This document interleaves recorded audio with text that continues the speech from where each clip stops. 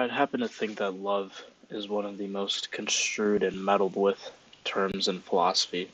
You read the Socrates, the Aristotles, and the Platos of the world, and a lot of them have ideas about, what makes a just system, how do we preserve a government, and all these types of things. But love is one of those things that kind of goes one ear and out the other. And I feel like, what does it mean to truly love? Is love about attachment? You know, is there something deeper than, what meets the eye about our general consensus of love? Obviously, in the modern sense, love is, I can't even describe it, right? It's a feeling, or maybe it's an action you have for something, for another person per se, that, you know, calls on something deeper to you. You feel that sense of humility and humbleness. It's almost like you're surrendering your ego to someone else in the feet of love. Oh, in the name of love, excuse me.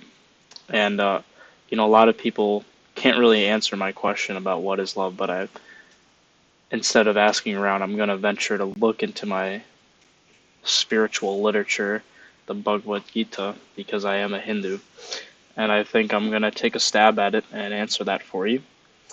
Um, so for those of you who don't know, the Bhagavad Gita is the central text to the Hindu faith. It's a dialogue between Krishna and Arjuna. Krishna is the literal reincarnation of God, and for all intents and purposes, we're just going to keep it at that because I want to focus on the concept of love. But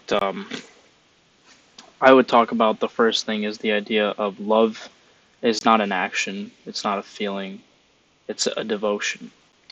Um, in Krishna says in chapter 12 of the Gita, "He who worships me with unwavering devotion, loving me above all else, is most dear to me."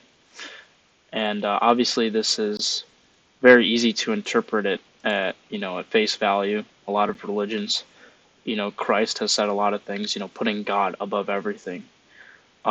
We think a lot of philosophers, especially today, think that the reason why love has taken such a massive hit in society is the idea that God or spirituality or something bigger has been taken away.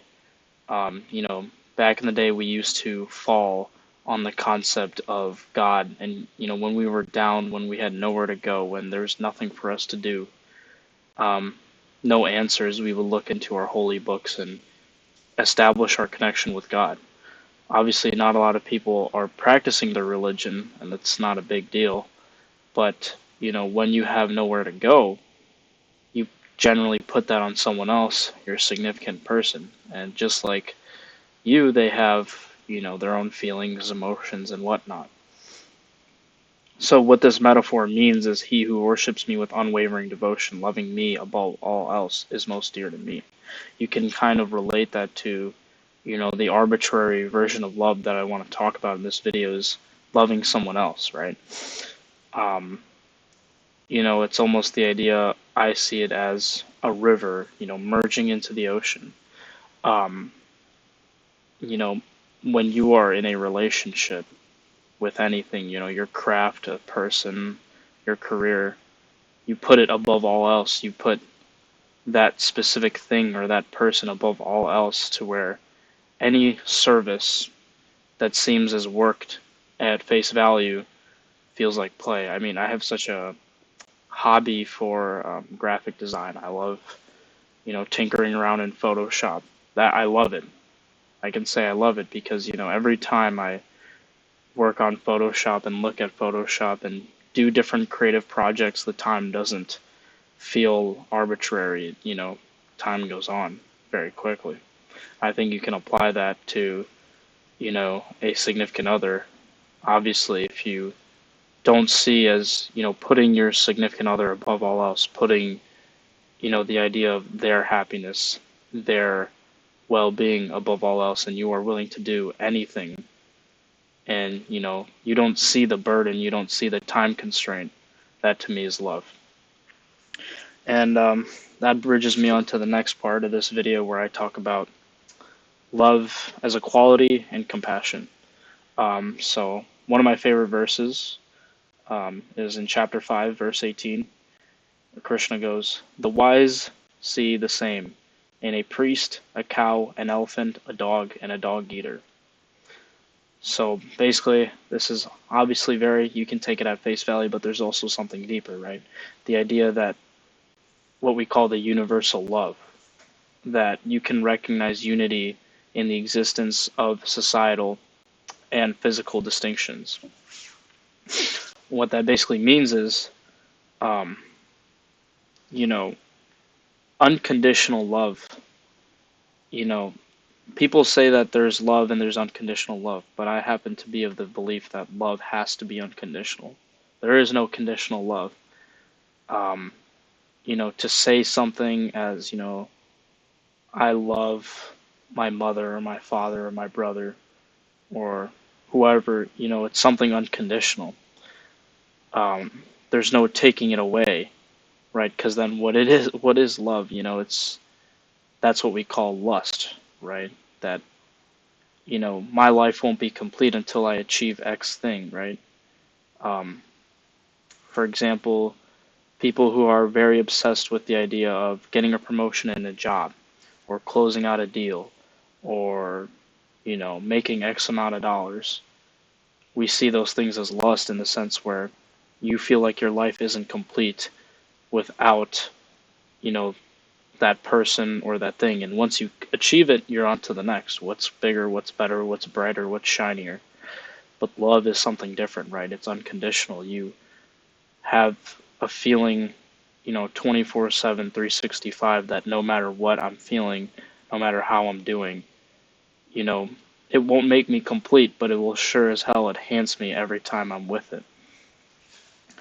And I think Krishna is very intentional when he says, you know, there is good in all beings, whether you're a dog or a dog eater. Obviously, in Hindu culture, um, it's kind of taboo to eat meat, although that has changed over the years. But he's saying, a lot of these things about, obviously, physical attraction is 100% valid and it exists, but I would say to take it to that next step of what is love, you're seeing everybody through a different lens than the physical, right? You're looking not maybe at someone, but through someone. I think that's love in its sense.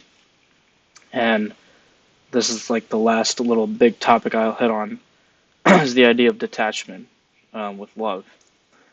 Um, you can act on love without being attachment. There is love without attachment. Chapter 2, verse 47, Krishna says, "You have the right to perform your duty, but not to the fruits of your actions."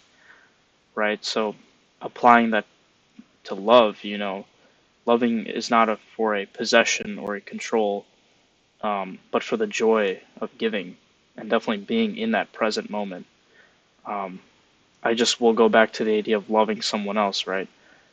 If you truly love them, the fruits don't matter.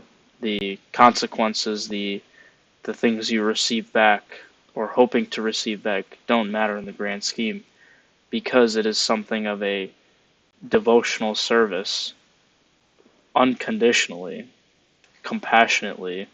You will find attachment in the sense where, like I mentioned earlier, this is not the person you are falling back towards. This is not the person you are, falling for.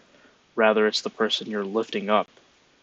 And, you know, that's what pure love to me means is an unconditional, unwavering service um, that is more than just a feeling, more than just the face value, the physical perception. And, you know, that's what it is. It's a combination of selflessness. And I ask you, obviously there are many people who have you told throughout the years, right? I love you. For some people, that's a very easy thing to say. Some people, that's a very hard thing to say. But I encourage you all to ask yourselves the question: is your love unconditional? Um, you know, I would say when you see all people for who they are. You know, this is what Krishna says at least. When a man sees all beings as equal in suffering and in joy, he has attained the highest yoga or service. Um, so I think love is something that obviously is more than just another person, but obviously in the modern context, love has always been for another person, but you can still apply these teachings in the sense where it is not a feeling, it is not an action, but is a attitude, it's a service, and it takes more than, you know, the surface level of feeling. I think it's something much deeper. And I hope that was a answer to anybody's question. Um, I think love is just one of those things that can't be answered very simply. Otherwise, I wouldn't be making this video, right? So, with that being said, thank you for watching.